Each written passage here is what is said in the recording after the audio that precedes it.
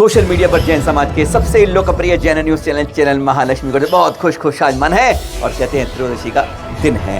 सदर जयंत करते हैं इसकी शुरुआत पर। हाँ, संतों के विहार करते करते आज सुबह से इकट्ठे होते जा रहे हैं संत लाल मंदिर। सचमुच आज तो खुशी के मारे लाल लाल हो रही हैं गाल और बड़ी बड़ी मुस्कुराहट से हर की ऊपर छवि मुस्कुराती लाल।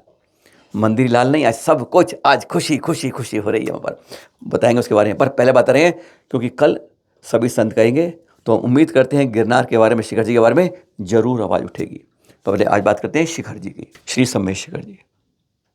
सब जानते हैं इसके बारे में बहुत ज़्यादा। परसों भी बताया था आपको इसके बारे में कि कैसे हो रहा है, कल फिर बताया था, सुबह भी बताया था आपको आज मैंने कि शिखर जी में किस तरीके से बातें हो रही हैं। डायलॉग में लगवा रहे हैं लोग, गजब की बात है। कूड़ा कर रहे हैं यहाँ पर, कपूर जला की गंदगी कर रहे हैं, पर वो बात नहीं। आज बात कर रहे हैं रोप वे की। याद है सरकार ने आश्वासन दिया था, केंद्र ने, कि यहाँ पर पर्यटन के बारे में, इको टूरिज्म के बारे में कुछ काम नहीं होगा। और फिर खबर छपी थी कि रोप वे की शुरुआत हो रही है। तो फिर एक हमारे भाई ने, सलेख संजय जी ने, इस बारे में आरटीआई डाली। उसका जवाब देख लीजिए, ये है आरटीआई का जवाब। वन मंत्रालय ने कह दिया जी हमें कोई इससे कोई अनुमति के लिए आया ही नहीं है। ये सब जानते हैं आप, ये पूरा यहाँ पर क्षेत्र वन के अंतर्गत आता है। और जब वन के अंतर्गत आता है तो वन विभाग की परमिशन के बगैर यहाँ कहते हैं पत्ता भी नहीं हिलता है। पर वह साफ कह रहा है कि यहाँ पर कुछ नहीं है, ऐसी कोई अनुमति की बात किसी ने नहीं की। ना केंद्र सरकार की तरफ से कोई चिट्ठी आई है, ना national highway authority of India, राष्ट्रीय राजमार्ग प्राधिकरण, जिसको यह दायित्व दिया गया, जिसने टेंडर भी बाकायदा निकाला था, अंदर की सूचना ये बता दें आपको हम। पर अब उसके बाद क्या हुआ, परसों शाम को और कल केंद्रीय परिवहन राजमार्ग मंत्री श्री नितिन गडकरी जी को तीर्थ क्षेत्र कमेटी ने यह लंबा 2 पेज का पत्र लिखा है कि हमें मालूम चला है कि वहां पर रोपवे का काम के बारे में तैयारी हो रही है।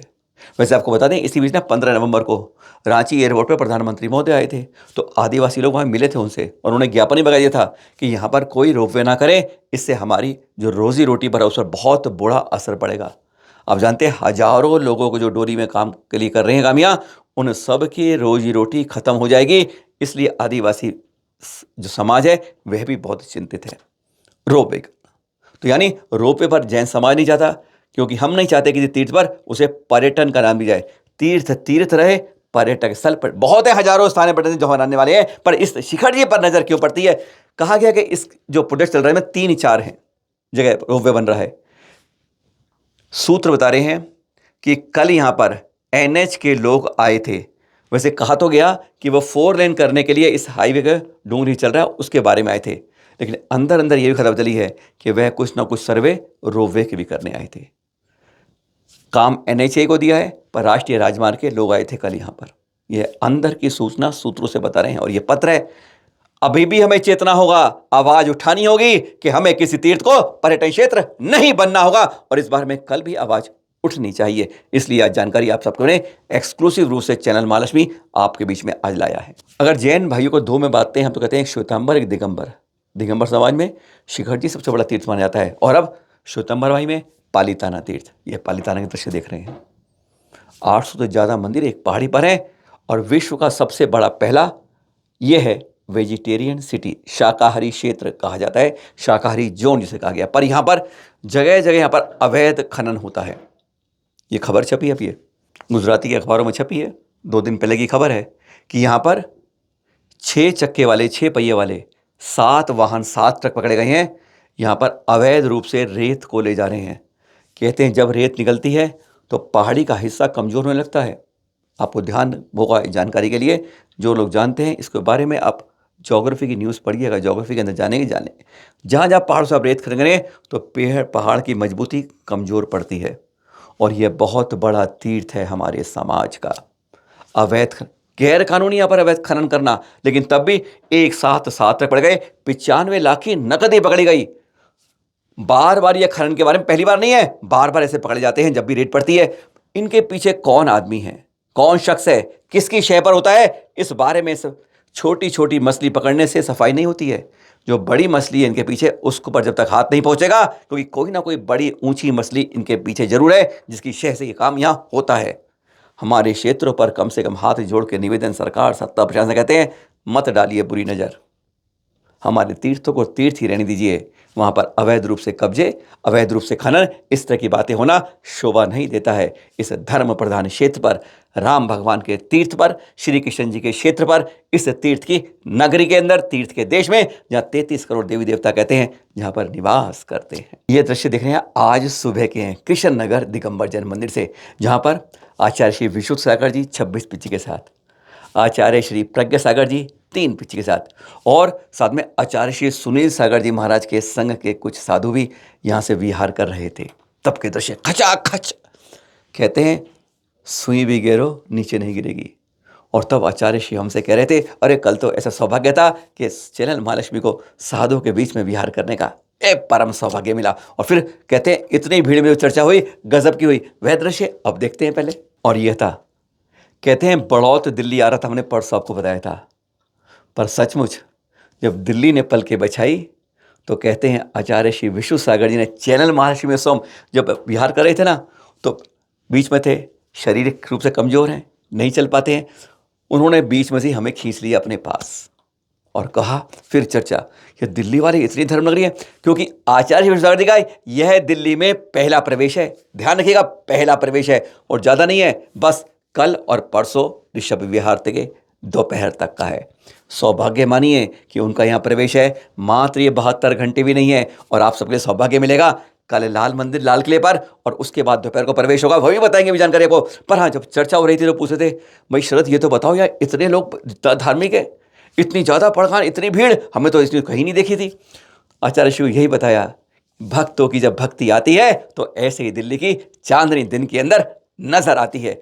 यह दृश्य आप देख रहे हैं। और फिर यह था, उस समय सौभाग्य था, 21 सालों बाद हो रहा था 2 गुरु भाइयों का यह मिलन।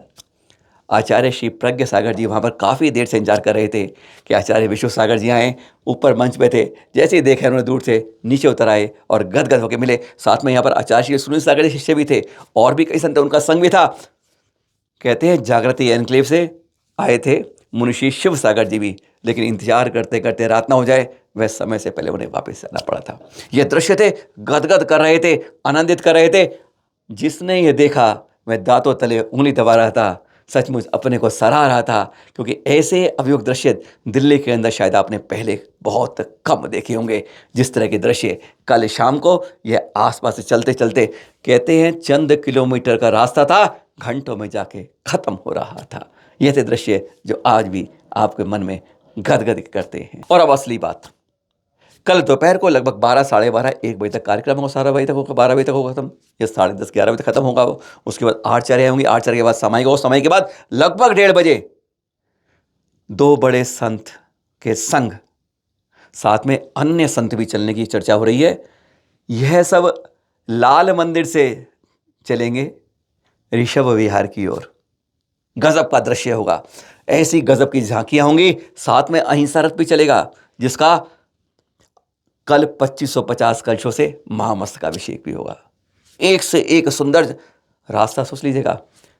पुराने पुल से चलेंगे, यानी लाल मंदिर से बाईं तरफ से होते हुए, लोहे के पुल से गुजरते हुए, कैलाश नगर से, गांधीनगर से, झील चौक से आते हुए आगे बढ़ते जाएंगे, छाछी बिल्डिंग से आएंगे, विश्वास नगर 80 सारवा रोड पे आएंगे, भोलेनाथ नगर मंदिर के दर्शन होंगे, रामगली मंदिर के दर्शन होंगे, सूरजमल विहार मंदिर के दर्शन होंगे, बाहुबली मंदिर के दर्शन होंगे, 4 मंदिर करके ऋषभ विहार पहुंचेगा। यह लगभग कुछ किलोमीटर का लंबा यह बात जो विहार जो होगा, विहार के अंदर इतना बड़ा संतों का जलूस होगा जो लोगों से भर भर जाएगा। मौका है, पूर्वी दिल्ली को सबको यह मौका फिर नहीं मिलेगा।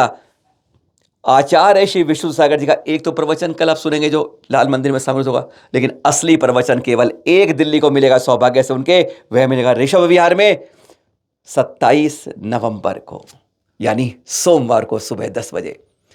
पल के बिछा के विहार में भाग लीजिए। अरे जो मर्जी, अगर आप साथ नहीं चल सकते, अगर आप 10-12 किलोमीटर चलने का सामर्थ्य नहीं, कुछ किलोमीटर चलिए, और नहीं तो अपने वाहन से आइए, स्कूटर से आइए, कार से आइए, बाइक से आइए, जिससे भी, अरे साइकिल से आइए, उस विहार के अंदर शामिल होइए, गदगद होइए, सौभाग्य बनाइए। कहते हैं ऐसा लंबा विहार संतों की गिनती से शायद आपने आज तक दिल्ली ने नहीं देखा होगा। अभी तक तो हम 55 पिच्छी के विहार दिखा रहे थे आपको, और अब हमको 85 से संतों से ज़्यादा का विहार होगा कल दोपहर को 1:30 बजे लाल मंदिर से ऋषभ विहार के लिए, साथ में अहिंसा रथ के साथ फिर मिलेंगे आपके पास, क्योंकि अब तैयारी कर रहे हैं सीधा लाल मंदिर जाने की। वही व्रती का मौका है, ऐसे मौके को छोड़ना नहीं चाहिए। और फिर कल सुबह सुबह पहुंच ही जाएंगे सीधा लाल किले पर। सादर जय जय हिंद।